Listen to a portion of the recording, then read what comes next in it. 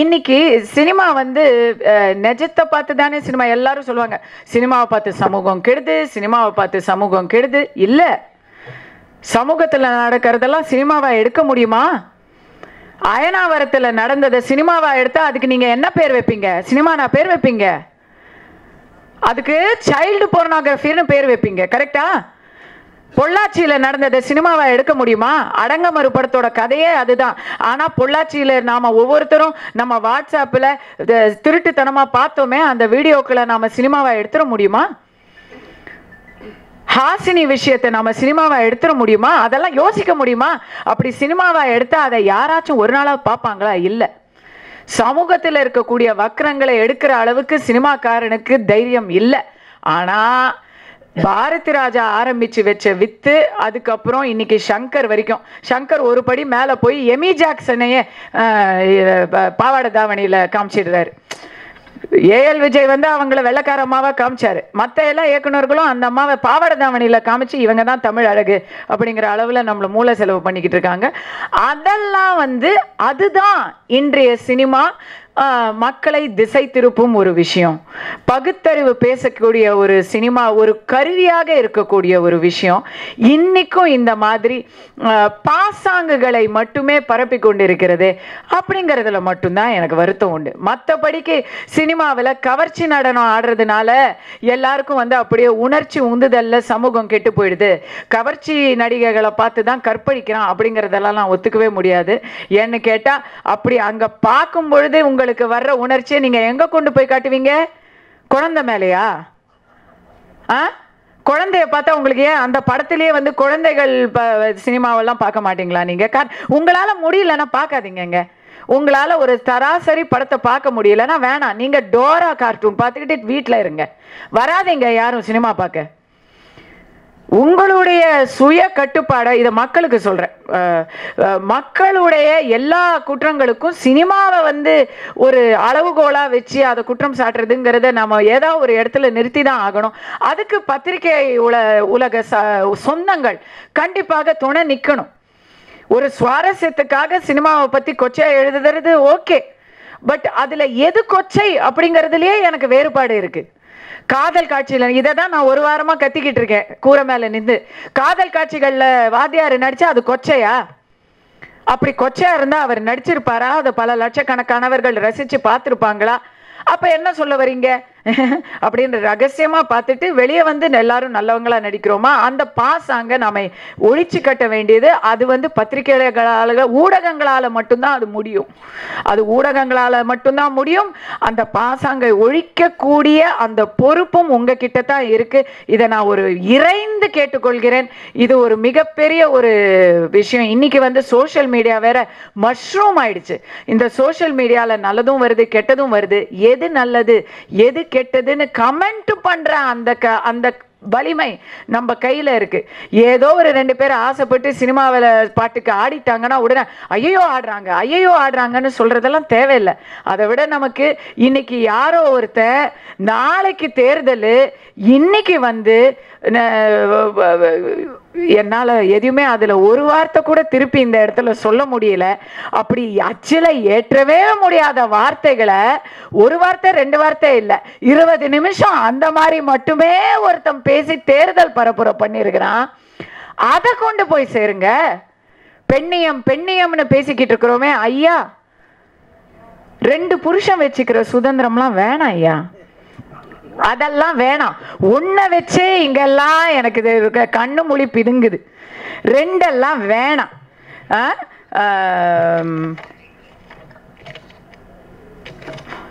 கற்பு நிலை என்று சொல்ல வந்தார், இரு கட்சிக்கும் அது பொதுவில் வைப்போம், பொதுவில் வச்சுக்குவோம். அங்க 2னா இங்க 2, அது அந்த பொது வேணாம். என்னை பொறுத்த வரைக்கும் இங்க ஒன்னே போதும், அதுக்கு ஏத்த மாதிரி அங்கேயும் ஒன்னே போதும். அதை மட்டுமே நாம வந்து வலியுறுத்தினாலே போதும். குறைந்தபட்சம் ஏன்னா பெண்களை பார்த்தீங்கன்னா ஜெயதேவி மேடம் சொன்னாங்க, தாய்மைங்கிற ஒரு மிகப்பெரிய ஒரு பேரு பெண்களுக்கு மட்டும்தான். அதனால ஐயா அம்மா இல்லம்மா, 100 கோடி பேர் இருக்கிறோம் இந்தியாவில், போதும் தாய்மைக்கு பேரு தாய்மைக்கு பேருன்னு சொல்லி ஏமாந்ததெல்லாம் போதும்.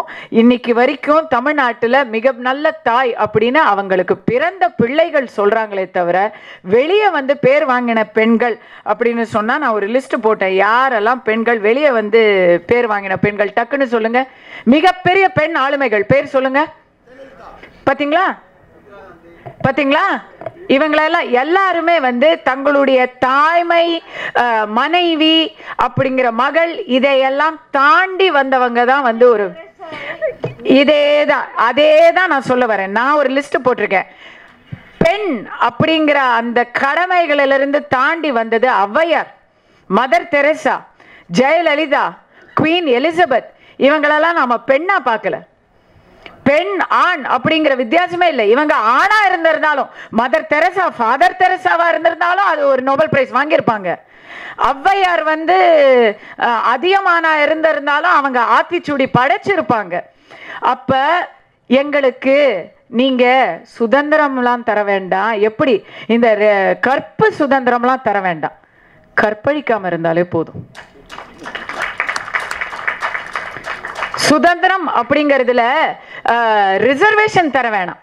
50% ரிசர்வேஷன், 33% இடஒதுக்கீடு, இப்படி சொல்லி சொல்லி எங்களை ஏமாத்தெல்லாம் தேவையே இல்லை. மார்க்கில் கூட நீங்க பாத்தீங்கன்னா இந்த ஜாதிக்கு இவ்வளவு மார்க்குன்னு தவணை கொடுக்குறாங்க. பெண்களுக்கு அப்படி எந்த தவணையும் இல்லை. ஆனா ஒவ்வொரு வருடமும் வழக்கம் போல மாணவிகள் முதலிடம் அப்படின்னு தான் இன்னைக்கும் நியூஸ்ல வந்துகிட்டு இருக்கு. எங்களுக்கு நீங்க எக்ஸ்ட்ரா மார்க் கொடுக்க வேண்டாம், கிரேஸ் மார்க் கொடுக்க வேண்டாம், ரிசர்வேஷன் கொடுக்க வேண்டாம். எங்களுக்கு வர்ற வாய்ப்பை தட்டி கழிக்காம, எங்களுக்கு வர்ற வாய்ப்பை மறுக்காம இருந்தாலே போதும். அந்த வாய்ப்புக்கு, நாங்க செய்யற வேலைக்கு அதே சரிநிகர் சம்பளம் கொடுத்தாலே போதும். எல்லாவற்றுக்கும் மேலாம எது பெண்கள் செஞ்சாலும் செய்யும் பொழுது அவளுக்கு என்ன தெரியும், அவ எப்படி மேல வந்தா தெரியாதா? ஒருத்தர் ஃபேஸ்புக்ல எழுதினாரு, பத்திரிகையாளர்கள்லாம் எப்படி மேல வந்தாங்க தெரியாதா அப்படின்னு எழுதினாரு. சினிமாவில் பத்திரிகையாளர் எழுதுறாங்க, அந்த நடிகை எப்படி மேல வந்தான்னு தெரியாதா அப்படின்னு. ஏங்க தன்வினை தன்னை சுடாதா? சினிமா நடிகைகள் என்னெல்லாம் பண்ணி மேல வந்தாங்கன்னு ஊடகங்கள் எழுதினா ஊடகங்களை பத்தி ஒரு நடிகர் சொல்றாரு, தன்வினை தன்னை சுடாதா? அந்த அந்த ஒரு மாற்றத்தை கொடுத்தா போதும். நாங்க மேல வந்தோம்னா நாங்க சிபார்ச தான் வந்தோம். ஏன்? உழைப்புனால, திறமையினால, ஒரு ஒரு ஆர்வத்தினால வரக்கூடாதா? இந்த சகோதரர் இன்னைக்கு வந்திருக்கிறாரு. அதே போல சினிமா ஆசையில ஒருத்தங்க வந்து அயராத உழைப்பால மேல வரக்கூடாதா? ஏன்? அவங்க திறமையை தாண்டி யாரோ ஒருத்தன் முன்னுக்கு கொண்டு வந்தான். அது அப்பாவோ இல்ல கணவனோ இல்ல கள்ள காதலனோ, அவங்கள வச்சுதான் ஒரு பெண் மேல வந்தா அப்படிங்கிற என்ன மனப்பான்மை அது? இன்னைக்கு நான் இங்க பேசிக்கிட்டு இருக்கேன், நான் போனதும் எனக்கு வந்து அதுக்கு கமெண்ட் என்ன வரும்னு தெரியும். அவங்களா பேசுறாங்க, யாரோ சாவி கொடுத்து பேசுறாங்க. அது என்ன? நாங்க பூட்டு போட்டே இருக்கணும், அந்த பூட்டை திறக்கிறதுக்கு ஒருத்தர் சாவி கொண்டு வந்து வரணும். அந்த சாவி வந்து ஒரு ஆண் கையில இருக்கணும். ஏன்? 21ஆம் நூற்றாண்டுல இது நமக்கு தேவையா? இந்திரா காந்தியும் ஜெயலலிதாவும் இருந்த இடத்துல அதுக்கப்புறம் அவங்க வந்து யாரையுமே முகமே பார்க்கல, எல்லாரும் குனிஞ்சே இருந்தாங்க அப்படின்னு சொன்னா அப்படிதான், வேற வழி இல்லை. ஒரு பெண்ணுனா உன்னை தாயா பார்க்கணும், இல்லைன்னா ஸ்ட்ரெயிட்டா வேற ஒரு நடிகர் சொன்ன மாதிரி ஒண்ணு கும்பிடுவீங்க இல்லைன்னா கூப்பிடுவீங்க, நடுவுல எதுவுமே கிடையாது. இப்படி இருந்தா எப்படிங்க வந்து பகுத்தறிவு வரும்? இதை தான் நான் பகுத்தறிவா நினைக்கிறேன். பெண்களுக்கு சுதந்திரம் தேவையில்லை, பெண்களுக்கு சமத்துவம் தேவையில்லை, பெண்களுக்கு சம உரிமை கூட தேவையில்லை. பெண்களுக்கு குறைந்தபட்ச மரியாதையை தாருங்கள். அதுவே மிகப்பெரிய ஒரு மாற்றத்தை இந்த சமுதாயத்தில் உண்டு பண்ணும். இன்னைக்கு 2 பொண்டாட்டியை வச்சுட்டு அவன் பயங்கர கெத்தா நடந்து போறான் அப்படின்னு சொன்னா அதுக்கு காரணம் அவன் இல்ல, அதுக்கு காரணம் அவனை விட்டு போகாம இருக்கக்கூடிய அந்த 2 பெண்கள். அவங்களுக்கு விட்டு போக முடியாது அப்படிங்கிற காரணமா இருக்கலாம், இல்ல சமுதாயம் என்ன சொல்லுங்கிற பயமா இருக்கலாம். பெண்களுக்கு பொருளாதார சுதந்திரமும் சமுதாயத்தில் அவர்கள் இச்சைப்படி நடக்கக்கூடிய ஒரு குறைந்தபட்ச மரியாதையும் இருந்தா போதும். If they can have their choice. ஐயா, இன்னைக்கு குழந்தை பெத்துக்கிறதுக்கும் சுதந்திரம் இல்லை, என்ன குழந்தை பெத்துக்கலாங்கிறதுக்கும் சுதந்திரம் இல்லை, குழந்தை வேண்டாம் சொல்றதுக்கும் சுதந்திரம் இல்லை. உங்களுக்கு ஒண்ணு தெரியுமா, தமிழகத்துல அபார்ஷன் பில் கிடைக்குது, ஆனா கருத்தடை மாத்திரை பேண்டு. தெரியுமா? இது என்ன லாஜிக்?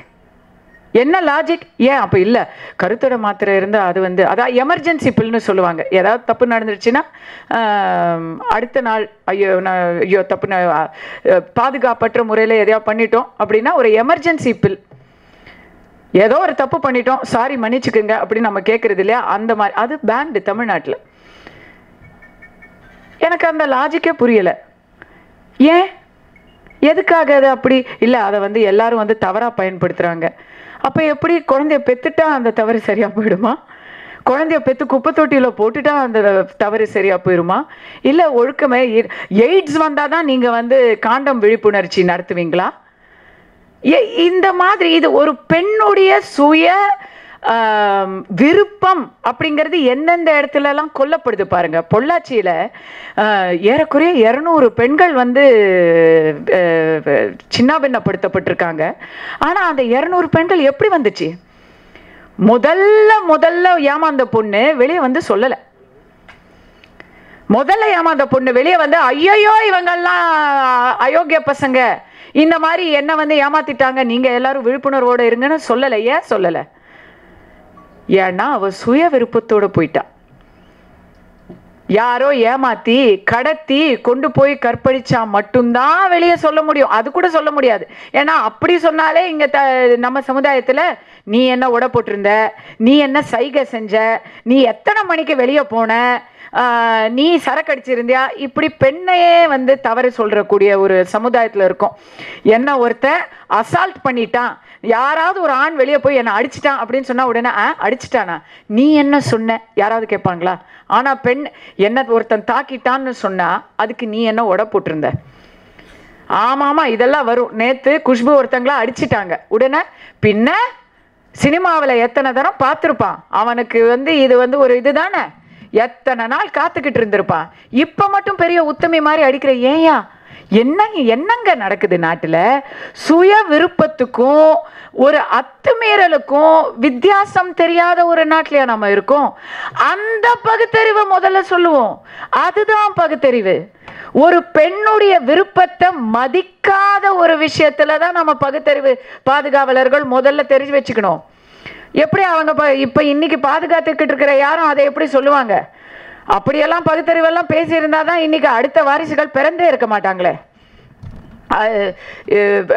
சினிமாவில் ஒருத்தங்க நடிக்கிறாங்க, அதனால நான் போய் அவங்கள தொடலாம் அப்படிங்கிறது என்ன ஒரு புரிதல்? அவங்க ஒரு உண்மையான ஒரு பெண் அப்படிங்கிறதே அவங்க மறைந்து போயிடுதே. அந்த அளவுக்கு சினிமாவில் கொடுத்த அல்வா மணக்கும் அப்படின்னு நினைக்கிற ரசிகர்களை நான் இன்னைக்கும் வந்து என்னுடைய சமூக வலைதளங்களில் சந்திச்சுக்கிட்டு இருக்கிறேன். அந்த மரியாதையை, அந்த பகுத்தறிவை, எது நிழல் எது நிஜம், எது விருப்பம் எது அத்துமீறல், எது கலவி எது கலகம், எது தாக்குதல் எது தரம் அப்படிங்கிறத பகுத்தறிஞ்சு தெரிஞ்சா அதுவே வந்து பெண்கள் சுதந்திரத்துக்கு ஒரு முக்கியமான ஒரு துவக்க புள்ளியாக இருக்கும் அப்படின்னு நான் நினைக்கிறேன். அது கிடைச்சா போதுங்க. நாளைக்கு இந்த மாதிரி நான் இன்னைக்கு பேசுறேன். ஏன் என்ன நீங்க புதுமை பெண்ணுன்னு சொல்றீங்க? ஏன் நீங்க என்ன புரட்சி செல்வின்னு கூப்பிடுறீங்க? அஃப்கோர்ஸ் தமிழகத்துல புரட்சி அப்படின்னு அடைமொழிக்கு வச்சு கூப்பிட்டாலே அடுத்தது எங்க போகுமோ அப்படிங்கிற அடுத்த பயமும் நமக்கு வருது. ஆனா ஏன் நீங்க அதெல்லாம் சொல்றீங்க? ஏன்னா நான் இப்ப சொல்லிட்டேன், போட்டு பட்டவர்த்தனமா உங்க எதிரே இதையெல்லாம் போட்டு நான் உடைச்சிட்டேன். இந்த மாதிரி பேசினாலே உடனே இதையெல்லாம் பேசுறா, வெக்கங்கெட்டு பேசுறா அப்படிங்கிற பேரும் எனக்கு வரும். ஏன் உண்மையை பேச வெக்கப்படுவது தானா பகுத்தறிவு? கடவுளெல்லாம் மறுக்க வேணாங்க, கடவுளெல்லாம் மறுக்க வேணாம், இருந்துட்டு போகுது. கடவுள் தேவை, சிலருக்கு அந்த நாங்கள் ஏமாந்துக்கிட்டு தான் இருப்போம் அப்படின்னு நினைக்கிற சமூகத்தில் நானும் நினைக்கிறேங்க, எனக்கு கடவுள் தேவை, அவர் இருக்காரு, என்னை எப்படியாவது என் கஷ்டத்துலேருந்து எனக்கு விடிவு கொடுத்துருவாருன்னு நான் ஒரு நம்பிக்கையோடு இருந்துட்டு போகிறேன். அந்த ஒரு ஆன்மீகம் எனக்கு இருந்துட்டு போகுது. அது மூட நம்பிக்கையாக இருந்தால் இருந்துட்டு போகுது. இதோ நாளன்னைக்கு போய் நான் ஓட்டு போடுறவங்க என்னையும் இந்த தமிழ்நாட்டையும் காப்பாற்றும் தேவதூதர்கள்னு நினைச்சு நாம எல்லாரும் ஓட்டு போட போறோமே, அந்த மூட நம்பிக்கையை விட வாங்க கடவுள் நம்பிக்கை பெரிய மூட நம்பிக்கை இல்ல? தெரியாம தான் கேட்கிறேன். அப்படி கடவுள் இல்லை அப்படின்னு எல்லாருமே பகுத்தறிஞ்சு பேசிட்டா அப்புறம் எந்த மதத்தை எதிர்ப்பு அரசியல் செய்ய முடியும்? எந்த கடவுளை இல்லைன்னு சொல்லி மதவாத அரசியல் இருக்குன்னு சொல்லி மதவாத அரசியல் செய்ய முடியும்? எந்த கடவுள் இல்லைன்னு சொல்லி எதிர்ப்பு அரசியல் செய்ய முடியும்? ஐயா, குறைந்தபட்சம் எந்த சாமி மேல சத்தியம் வாங்கி காசு பட்டுவாடா பண்ணி வாக்கு வாங்க முடியும்? அரசியல் செய்யணும்னா இந்த தமிழகத்துல நீங்க எவ்வளவு நாத்திகம் பேசினாலும் அது எடுபடாது. அரசியல்வாதி இருக்கும் வரை ஜாதி, மதம், கடவுள் நம்பிக்கை, மூட நம்பிக்கை எல்லாமே இருக்கும். அதுக்கு நடுவில் ஏதோ நாம மெய்ப்பொருள் காண்பது அறிவு அப்படின்னு கொஞ்சம் கொஞ்சமா தான் அந்த மாற்றத்தை உண்டு பண்ண முடியும். அந்த மாற்றம் நமது பிறப்பிலிருந்து வர வேண்டும், வளர்ப்பில் வர வேண்டும். அந்த மாற்றம் பிறப்பிலிருந்து வர வேண்டும் என்றால் உங்களை பெற்ற அந்த மகராசி பகுத்தறிந்து இருக்க வேண்டும் என்றால் அந்த பெண்ணுக்கு முதலில் சுதந்திரம், மரியாதை, அவளுடைய சுயமரியாதை இதையெல்லாம் கிடைக்க வேண்டும். பகுத்தறிவு, கடவுள் நம்பிக்கை இதெல்லாம் எனக்கு முக்கியமா படலை. சுயமரியாதைன்னு பெரியார் ஒன்று சொன்னார் இல்லையா, அந்த சுயமரியாதையை நான் இங்கே முன் வச்சு கேட்டுக்கிறேன். ஒவ்வொருத்தருக்கும் சுயமரியாதைங்கிறது உண்டு. உங்களுக்கு இருக்கக்கூடிய கருத்துக்கள் அவங்களுக்கு இல்லைங்கிறதுனால பெண்களை இழிவுபடுத்துவதை, ஒரு தேர்தல் பிரச்சாரத்தில் மேடையேறி பேசுவதை போன்ற விஷயங்களை ஆதரிக்காதீர்கள். எந்த அளவுக்கு தைரியமா இன்னைக்கு நான் பேசுறேன்னு கேட்டா உங்க எல்லாரையும் எனக்கு ஏற்கனவே தெரியும். as you get older you get bolder. என்ன பெருசா செஞ்சிருவாங்க, 10 வருஷம் முன்னாடி என்ன பேசணுமோ அதெல்லாம் இன்னைக்கு மறந்து போச்சு அப்படிங்கிறதெல்லாம் எனக்கு தெரியுது. அதனால நான் பேசுறேன். ஆனா புதியவர்களுக்கு, என்னை போன்றவர்களுக்கு, உண்மையானவர்களுக்கு, நேர்மையானவர்கள், இது நான் பெண் ஆணுன்னே சொல்லலை, நேர்மை, உண்மை, பாசாங்க இல்லாம பேசுறவங்க பல பேர் இன்னைக்கு அப்படி பேச பயந்துக்கிட்டு ஒளிஞ்சுக்கிட்டு இருக்காங்க. இந்த தேர்தல்லையே கூட மிக மிக திறமைசாலிகள், ரொம்ப ரொம்ப சிறப்பான மக்கள் சேவை புரியக்கூடியவர்கள் இந்த தேர்தலில் பங்கே எடுத்துக்கல. அதுக்கு என்ன காரணம்னு கேட்டா அவங்க கிட்ட காந்திய வழியில போகக்கூடிய இல்லை, காந்தி அவங்க பக்கத்துல இல்லை. இந்த காந்திய நாட்டுல பணம் இல்லைன்னா பின்புலம் இப்படி பல விஷயங்களுக்கு நடுவில் உண்மையை மட்டும் நம்பி 4 பேர் வந்தாங்கன்னா அவங்களுக்கு பத்திரிகை உலகத்தில் பெரிய ஆதரவை தரணும். இந்த முடிவில்லா புன்னகை படத்துக்கு உங்களுடைய ஆதரவை தாங்க. நன்றி, வணக்கம்.